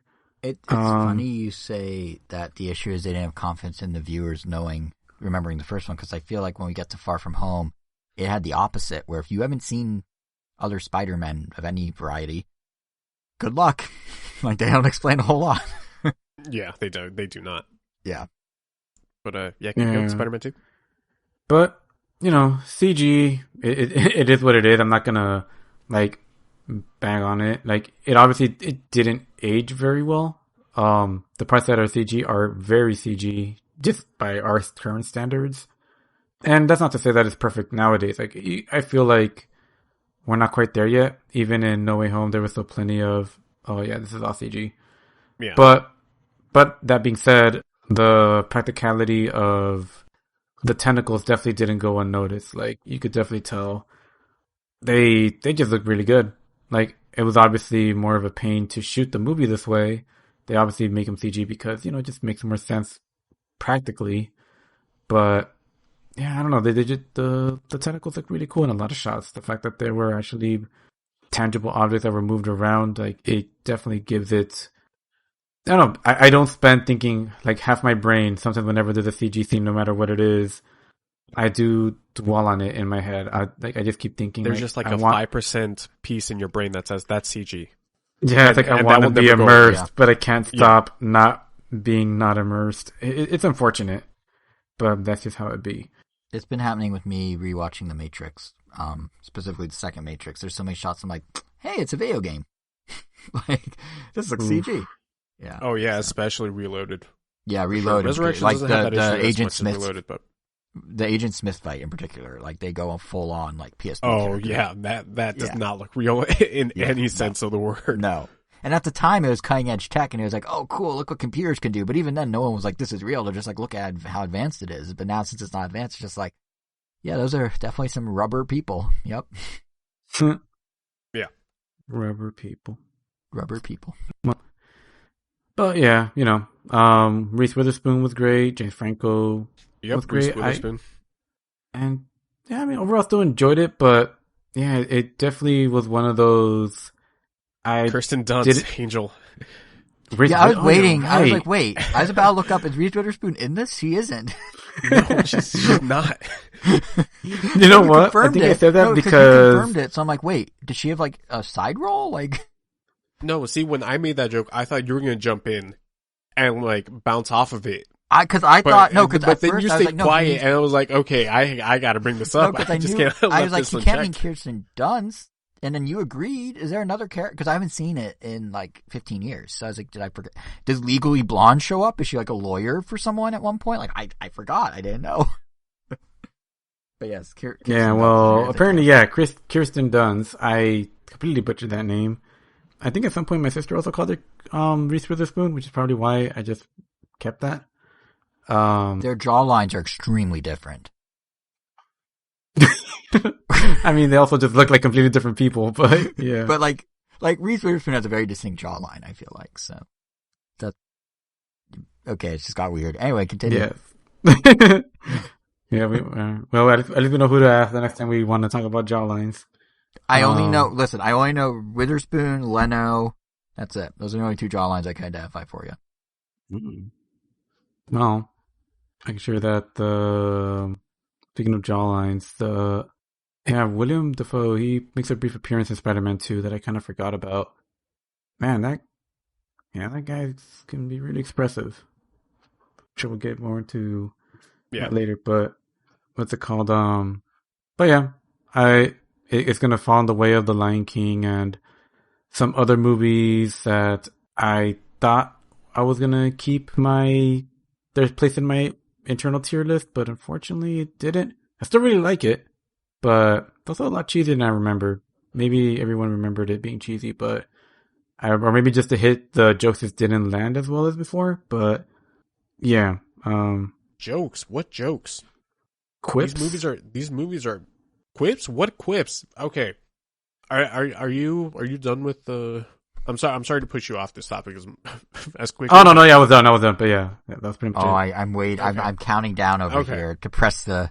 I'm counting down for the Kevin liftoff here when he gets into Amazing versus. All right. Amazing Okay, so here we go. I have my list. I have my list of Spider-Man movies. Okay. And these are specifically live action because I'm pretty sure we all agree that Into the Spider-Verse blows the water out of all the live action Spider-Man movies. I think we're all agreeing here. Yep. Yes, sir. Spider-Man 2, which is the highest on my list of movies, in terms of the Raimi films, is number 5 on my list. Right ahead of Far From Home, Spider-Man, and Spider-Man 3. I do not like these original movies. Mainly because I think Spider-Man sucks in these movies. This might be a hot take, but I do not understand how people can see the Amazing Spider-Man or the Home trilogy. There's fireworks going off in my neighborhood. God damn. Mm-hmm. It's Christmas. Everyone shoots fireworks on Christmas. They're trying to knock the reindeer out of the sky. Jesus. They're trying to blow Rudolph out of the goddamn sky. They're trying to get that nose extra bright. Yeah. I think what saves Spider-Man 2 in my head, because otherwise this would have been number 6 on my list, is the train scene is awesome. It's probably one of the best action set pieces in all of the live action movies. And that's what makes it rank over Far From Home for me. But, man, Spider-Man is such a bore in these movies. I hate when people are like, oh, Tobey Maguire embodied Spider. No, he didn't. Get out of here. He's so boring. He makes like one joke per movie, and they usually suck. In the first movie, the only funny thing that he says is when he webs up J. Jonah Jameson's mouth, and he says, hey, can't you see that mom and dad are trying to talk here, when he's talking about the Green Goblin. And then Spider-Man 2, I don't even remember if he quips in this movie because he's just depressed half the time. Spider-Man 3, let's not even get into that movie. He dances in Spider-Man 3. I don't understand when people are like, oh yeah, he's the best Spider-Man. I mean, he might be the best Peter Parker because, Tobey Maguire plays depressed pretty well. But people saying that he's the best Spider-Man? No shot. No shot at all in my mind. Oh, so do you lean more towards Garfield or towards Holland? Oh, absolutely. Wait, that was a multiple choice. Right. Wait, which choice? There were 2 options. Oh, Garfield as Spider-Man? Okay. Any day of the week over Tobey Maguire. And probably even over Tom Holland. Let me just give you my list of Spider-Man movies. At number 1, Homecoming, then No Way Home, then Amazing Spider-Man 2, then Amazing Spider-Man, then Spider-Man 2, then Far From Home, Spider-Man, and Spider-Man 3. I know that the Amazing Spider-Man movies are not good. The Amazing Spider-Man 2, objectively a bad movie, but Spider-Man in that movie is the best incarnation of Spider-Man that we've gotten in these live-action movies. Hands down. Without a doubt. He's got the best suit in the movie. He makes jokes. He's heroic. Oh, he's perfect. He puts on a fireman's hat in one shot of one scene. He puts on the fireman's hat, which is something that he would absolutely do in the comic books. Yeah. Nothing that Tobey Maguire does as Spider-Man in those Raimi movies do I ever think of like coming out of a comic book, It's more like a cosplayer in my mind. But anyways, that's my take on those movies. It does set us up perfectly to talk about the new one. Yeah, let's do it. Spoiler-free thoughts. Let's talk about No Way Home. Let's start with you, Jason. What did you think? Oh, hello. Hi. I liked it. I think... Wow, spoiler-free. This is gonna be tough. I think the back half is stronger than the front half of the movie. How spoiler-free are we doing? Have people seen the trailers? Can we work off that? Spoiler-free means spoiler-free, Jason. Okay, fine. If you whatever's in the trailers is free game. Okay, I think... man, this is tough. I enjoyed it. I enjoyed it a lot. I think I enjoyed it a lot in part because it felt like a concluding chapter to a story I've been following. As a standalone movie, I don't know. I made the quip earlier when you were talking about Spider-Man 2, not assuming the audience saw Spider-Man 1. I feel like No Way Home assumes everyone has seen everything and knows everything. And as a result of that, no spoilers here, but as a result of that, I think it feels better as an Act 3 of the Tom Holland arc. And I feel like the nods it makes to the other ones, it feels better as kind of an epilogue to those stories. But as a standalone movie, I could see why some people that don't know their Spider-Man may not appreciate it to the same extent. Because I do know my Spider-Man and I have seen them all, I thought it was awesome and I really enjoyed it. It didn't hit the emotional moment of Avengers Endgame where all the characters are back and they do Avengers Assemble. That was a crazy moment. This doesn't get to that high, but it's probably it's up there. It gets close.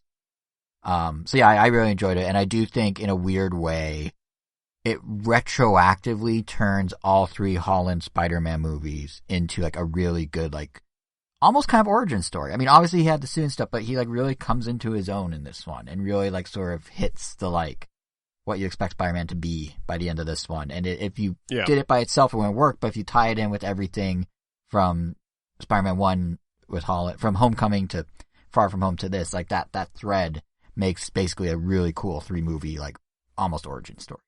So that's as loose as I can make it without giving spoilers, or as specific as I can get without giving spoilers. Mm-hmm. Angel?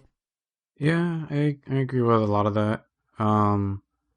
Except, I mean, the only thing is that, at least personally, I felt the emotional highs were higher for me in this movie than in Endgame, but that's only because I enjoyed Endgame for sure, but I didn't feel as attached to the conflict as I was with No Way Home. So, yeah, I felt like this one just got to me a lot more. As even as big as the story is, it's definitely more personal than Endgame. Oh, 100%. Yes. Yeah. So even that Avengers Assemble moment, that's obviously a big cinematic moment, but to me personally, I didn't really feel much when that happened. This one, whenever I got to anything remotely close to that, I felt a much bigger impact for sure. And I could obviously get more into that later, but I was going to say, I do think it's partly also just our exposure to past Marvel movies, because I know, Angel, you have not watched all, I made a point, up until the pandemic where I had to watch Black Widow at home, I made a point of every single Marvel movie since 2007, going to a theater, seeing it in a theater. I was very on top of my Marvel, I was staying up to date on all of it, so for me, that was kind of the accumulation of all that, and at that point it was 15 years, 10 years, whatever many years of seeing all that and going through those motions for so many years, multiple times a year, constantly doing it. But, if you aren't as attached to Marvel as a whole, that movie, that moment definitely has less impact. I get that. And as a personal character moment, it's way lower for sure. It's just that rush that gave me wasn't quite hit with Spider-Man. But Spider-Man as a personal. Well, yeah, exactly. I mean, it's obviously going to hit everyone differently. Exactly. And obviously, I'm not gonna go out and watch every Marvel movie because, unfortunately, like Jason said, I'm not as into the MCU as I am with other ones. So even if I hear You're that a Dark movie Universe is great, fan. You got to see every Universal monster movie. That's all one of them. Well, I guess MonsterVerse, if anything, at this point. But yeah, like Shang-Chi, I still haven't seen it and don't necessarily have any interest in watching it, even if watching it, will expand my knowledge of the MCU. I'm sure it's a great movie. I'm sure I'll watch it eventually, and I'm sure I'll enjoy it, but I'm just not driven to watch it. I still haven't seen Black Widow. Have no real interest in watching it, but yeah, the Spider-Man ones, and it's obviously it's obviously the reason why Sony hangs on to Spider-Man so hard, because he's just probably their best character. I'm sure people have their favorite. A lot of money as well. So much money. Yeah, exactly. Biggest it's night, no secret to it. Biggest opening night of any movie outside of Endgame. Third biggest opening weekend of any movie outside of Endgame and The Force Awakens. But yeah, and will be the reason why Omicron probably spreads more than usual. I mean, so when you guys saw it to that point, how did you try and avoid crowd? What did you do at that point? Were you just screw it, I have to see it, or did you? Because I made the choice of trying to see it at midnight. I was all right, the theater's half empty. We'll get a back corner seat. It'll be fine. And then in the time between buying the ticket and getting there, it was a sold out show where it's like, well, cool. I guess we're going to die. But so far, so good. No, but we will have died at least seeing Spider-Man Endgame, you know? Yeah, but did you guys like... My seat was pretty good. I pretty much had a row to myself, so... That's not bad. Oh, nice. Well, you, Kevin, how'd your 3D experience go? That was a cool movie to watch in 3D. Well, I didn't even know that this movie was in 3D. But anyways, yeah, I mean, it is my second favorite live-action Spider-Man movie, third overall. I think this movie's fantastic. I think this movie could have been really messy, and to a degree it is. But, you know, Endgame was also messy. But that movie succeeded in what it was trying to do. I think this personally succeeds more than Endgame did for me because Spider-Man has always been my favorite comic book hero. And I think Tom Holland nails Peter Parker and maybe Spider-Man to a lesser degree. As I've already said, I love Andrew Garfield's take on Spider-Man. His movement as Spider-Man, his like acrobatic background and dancer background, like nails the fluidity of Spider-Man, I feel like. Yeah, sure. Yeah. But like his Peter Parker, I think he probably has the best balance in between. Like Andrew Garfield's Peter Parker was way too cool, and Tobey was just way too depressed. And I feel like Tom Holland balances that out so well. Yeah, I think this movie's great. I guess now let's get into spoilers, right? Oh man, I'm so ready. I feel like we all enjoy this movie. Starting now, spoilers. So if you want to avoid this, I guess we'll see you next week. I guess we'll see you on Random Nintendo, Stitcher, Spotify, everything. Pandora. You know where to find us. Yep. Subscribe to us on YouTube. You could win a $20 eShop card if you subscribe for the end of the year. It's been great having you. Now, everyone that's seen the movie, stick around. Let's go. Let's do this. I am so glad that this movie is opening up people's eyes to how fantastic Andrew Garfield is. Yeah. He stole the show for me. I mean, and to be fair, I am biased. He is my favorite Spider-Man. But this just, oh my God, the way that it ties... You know, we never got an Amazing Spider-Man 3 for good reason because Amazing Spider-Man 2 was trash and also didn't make a lot of money.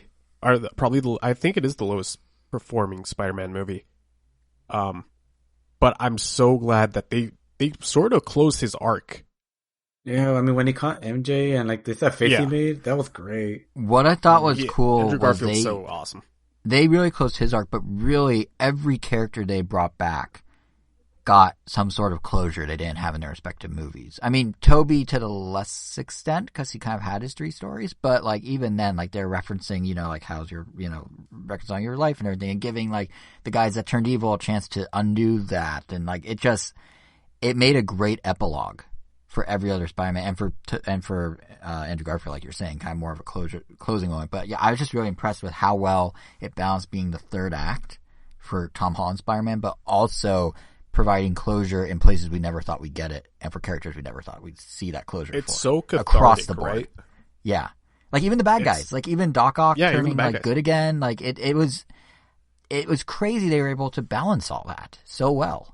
Like we said, it is kind of messy, you know, the way that how hand wavy these Marvel movies are. This movie caught some of that, and everything could just be explained by like, oh, it's Doctor Strange's magic. I feel like not a lot of people are actually talking about Doctor Strange in this movie, because he has his own set piece, which I didn't think that we were going to get, but that was he cool. had I a actually pretty really huge enjoyed that set piece. Yeah, the mirror dimension. Oh, I guess have you seen the trailer? Yeah, you know that he's going to have a set piece. I didn't think that was going to be as crazy as it was, though.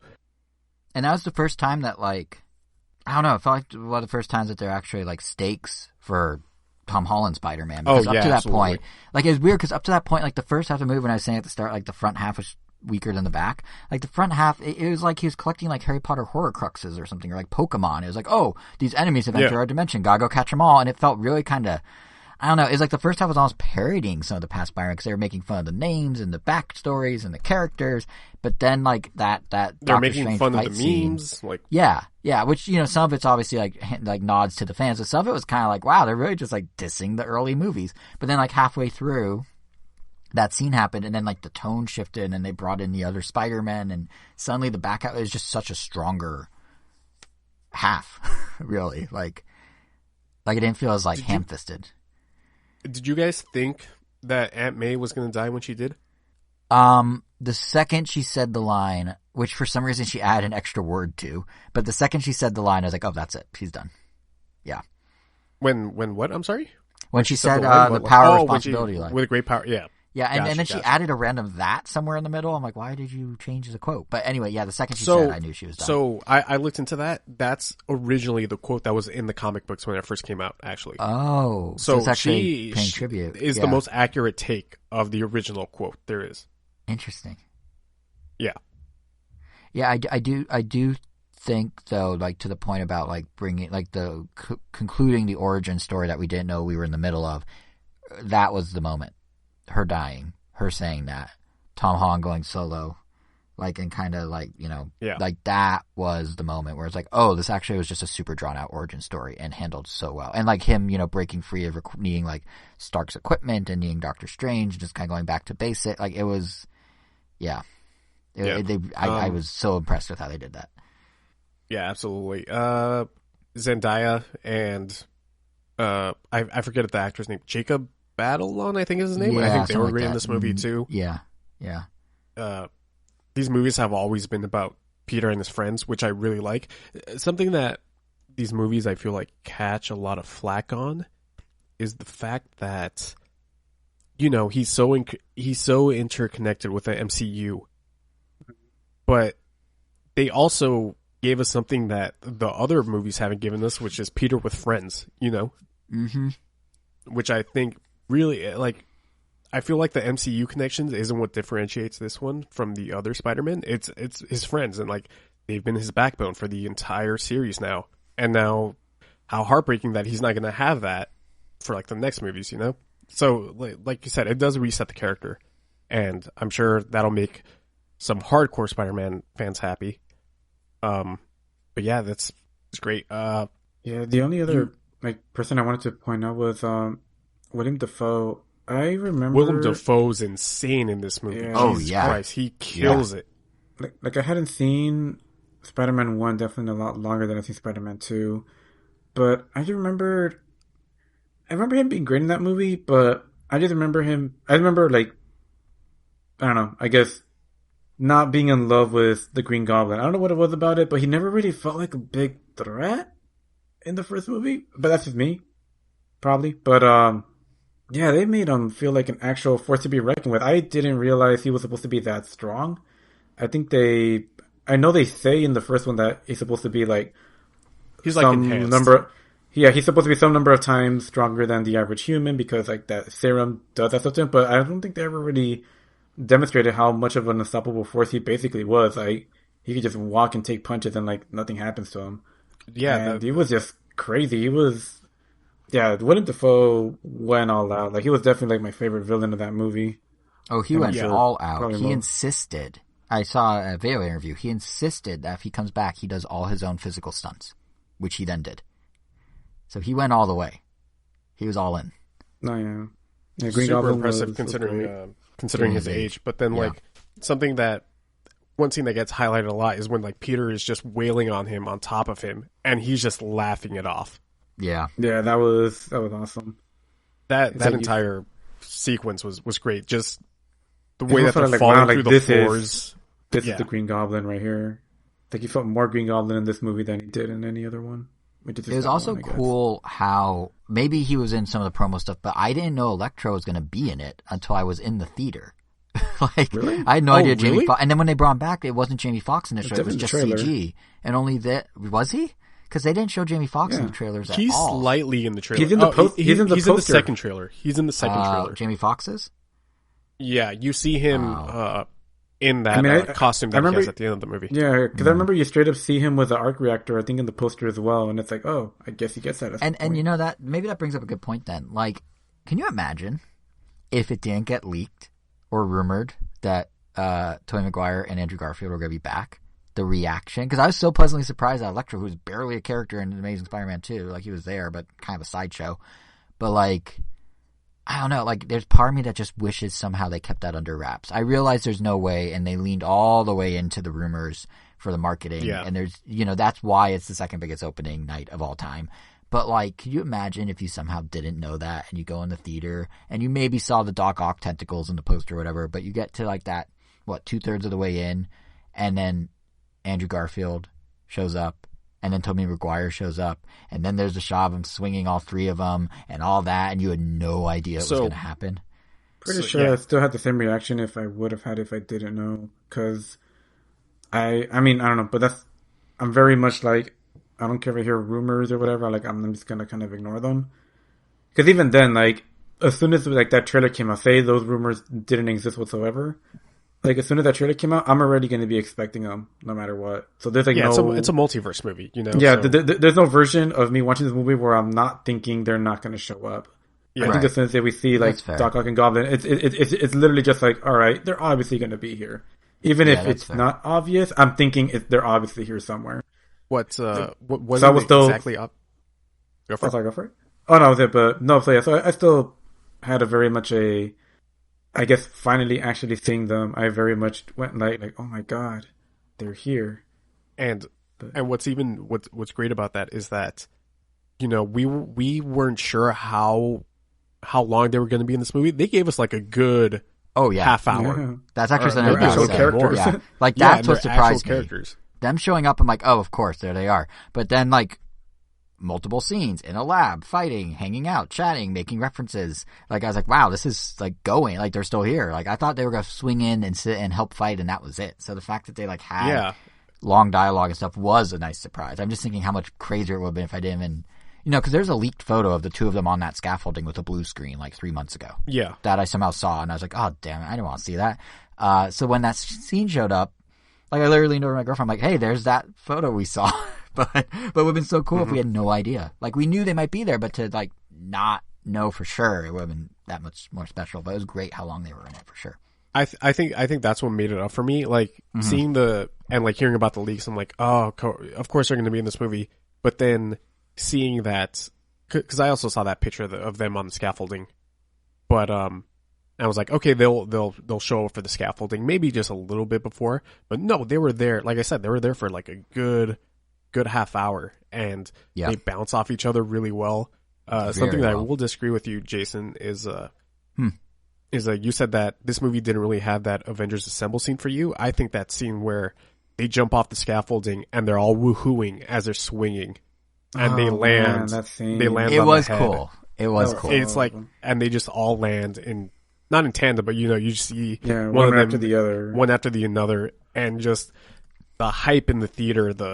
I'm not a fan of like clapping at the end of movies, but I don't know. This movie is an event, so I'm going to treat it as an event. And so when everybody in the theater is like cheering and clapping, like I'm going to get a little caught up into it. And, what a fantastic experience!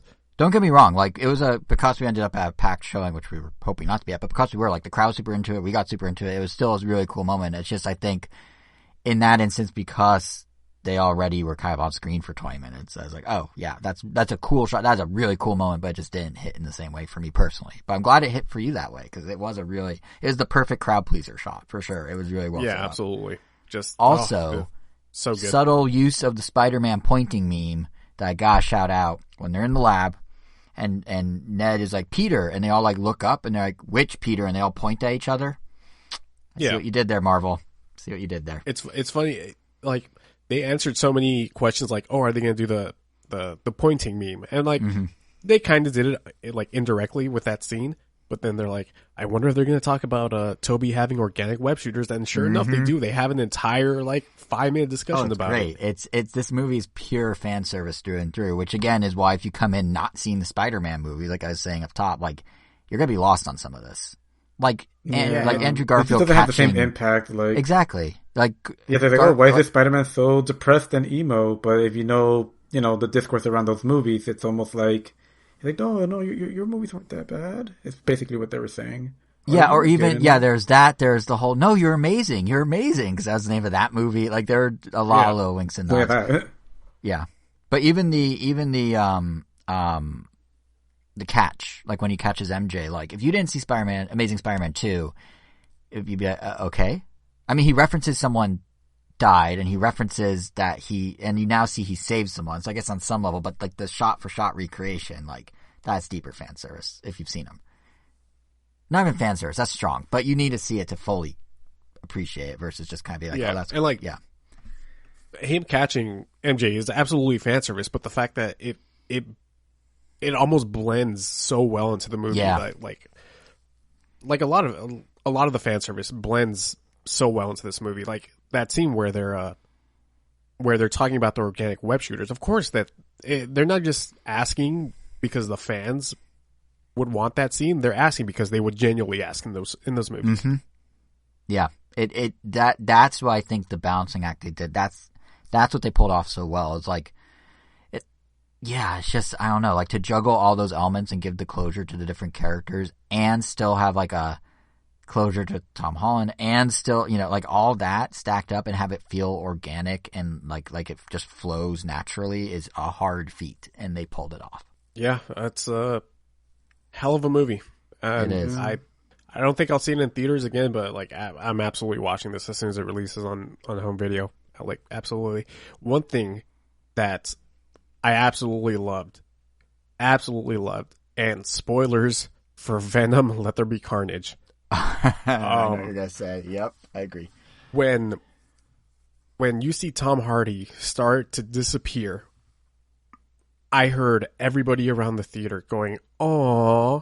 I was the only one that was cheering because goddamn do I hate Tom Hardy in those Venom movies. That's like the best case scenario for me.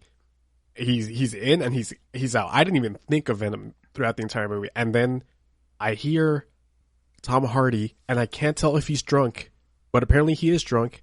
But you would never know that because that he's performing the same way that he performs in those two terrible movies. And then he disappears. And I was like, oh, thank God. Oh, thank God. Because I remember watching Venom Let There Be Carnage and hearing the theater erupt in cheers that he was in this, in the MCU. And I was like looking over at Elvis and going, no, not like this. I don't want it to happen like this. And then, it's so cathartic for me. And that was probably my favorite part of the movie, honestly. Seeing Tom Hardy disappear. Because I want him to stay as far away as possible from Tom Holland.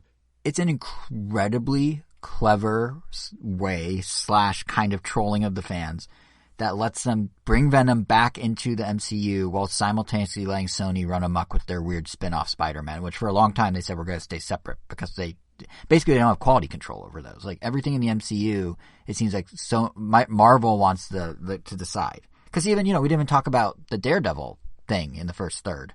Oh yeah, like, Charlie Cox. Yeah, like, and awesome, amazing cameo. Yeah, and like so they clearly like appreciate the quality of Daredevil and want to integrate that into the world.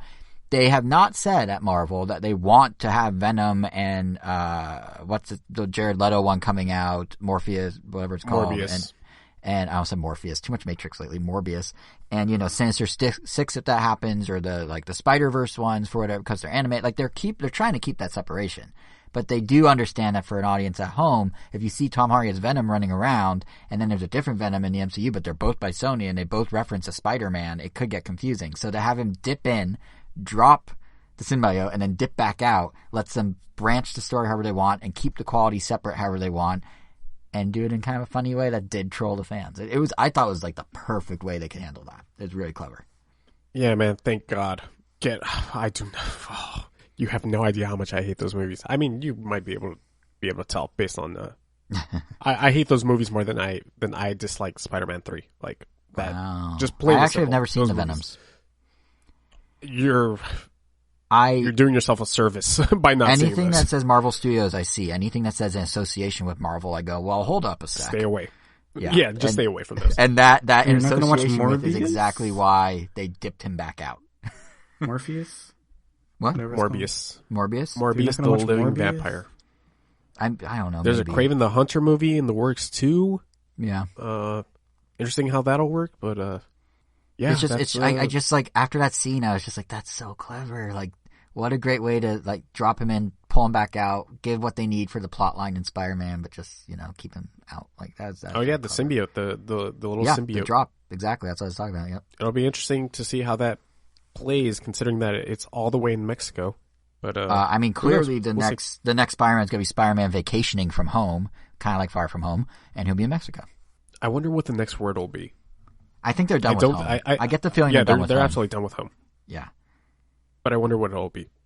I don't know. We'll see. Supposedly there's a fourth one in the works, which, surprise, surprise, of course, this movie's going to do a lot of money. Yep. Then there's like all these odd little rumors like, oh, Andrew Garfield is finally going to get his threequel. Oh, Spider-Man 4 is apparently in the works. And so we'll see how those pan out. I doubt any of them will. Yeah. As it stands right now, congratulations to Tom Holland on being the first actor playing Spider-Man to get a fourth movie. Mm-hmm. Yeah. Yeah, he did it. The boy did it. He did it, Mr. Stark. Yeah. The boy did it. He's a Spider-Man now, okay? He's not a boy. He's not a Spider-Boy. He's a Spider-Man. Yeah. And I think with that, that'll be the end of it. Right? We're all good? We're all good? Yeah. Cool. Yeah. Let us know what you thought about this episode. Let us know what you thought in the blog post. Go ahead and drop us a comment there. You're already listening to us on some sort of streaming service. But I think Spotify, you can now rate podcasts. Yes. I don't have that feature on my app yet. I'm an Apple Music user, so I can't confirm or deny if I have that feature. But I do know it's a thing. Well, if you do have it, throw us a 5-star in there. That'd be great. You can follow us on Twitter. We are at Random Nintendo. Individually, Jason is at JSR7. Angel is at Weiro_O. WEIRO_O. I am at Kevin Gomi. Next week, we will have a brand spanking new Random Nintendo. And then we'll see when we'll have a brand new Random Nintendo. It's funny how last week we were like, we will try to do these whenever we can and immediately do one 2 weeks afterwards. Yep. I thought that was funny. You can thank, as awful as it sounds, you can thank Omicron for that, because I was supposed to be in Thailand, and then we had to cancel the trip because we didn't want to get stuck in a hotel. Yeah. Unicron. All right. Yeah. Transformers. Jason, take us out. Happy New Year. See you in 2022.